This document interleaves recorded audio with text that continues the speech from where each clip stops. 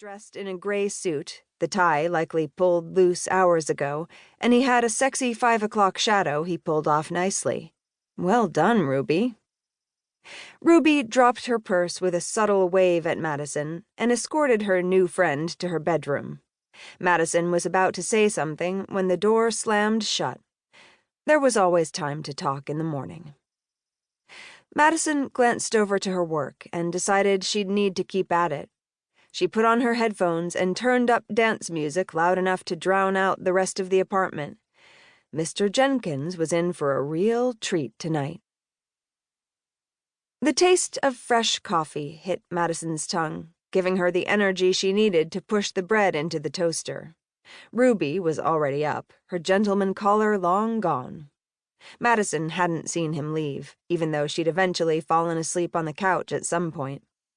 She was woken by Ruby's chipper footsteps and the gurgle of their ancient coffee pot.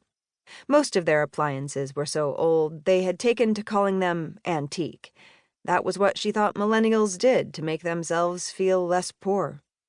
"Ruby, you know I love you, right? But why is it that I always end up feeling worse than you every weekend?" Madison asked. Ruby looked every bit the professional woman this morning.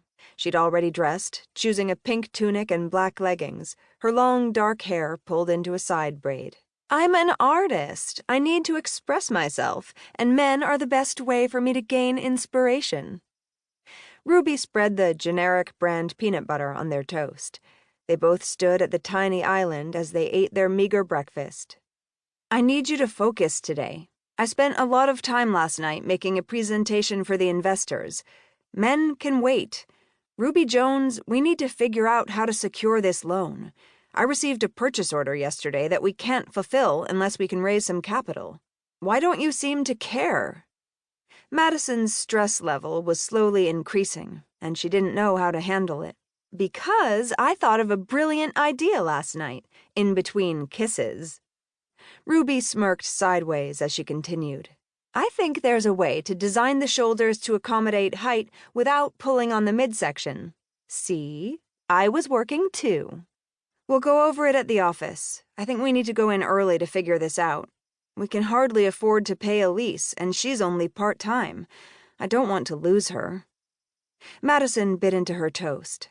"Sounds like a plan," Ruby said. "I'll jump into the shower. We have a busy day ahead of us."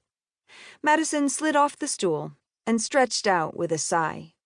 "And I'll text Derek and let him know I can't make lunch today. I'm all yours." Ruby nodded in determination as she texted away to her only male friend. Madison hoped she'd pull through this time. Chase. "Dad, you're breaking up. I didn't catch that last part." Chase struggled to understand his perpetually absent father as he held his phone tightly to his ear. He swiveled around in his leather chair waiting for a reply. The morning sun was shining into the windows of his office, and he anticipated a busy day. "I said we need a new angle. Our last quarter tanked, son. What do you plan to do about it?"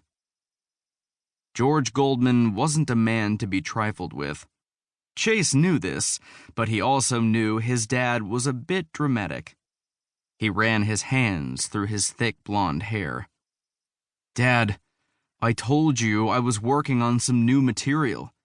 Maybe it wasn't the best idea to go gallivanting around China with Mom when you're worried about the state of the company." Chase cringed inwardly as he said the words. He knew his dad was considering a more ethical manufacturer, and he was proud of him. Golden Lace was in need of a new image. The company had been run by old men with macho idealisms for far too long. "I want you to produce some new concepts. Our latest line of lingerie was protested by a mob of angry women in the middle of Times Square. Marketing was supposed to show them how to be empowered with the designs. Isn't that your job?" George's angry voice boomed through the receiver. "Yes, sir, it is. I'll think of something." The call was breaking up again. If Chase was honest with himself, he didn't like the new line. That was probably why he couldn't market it well.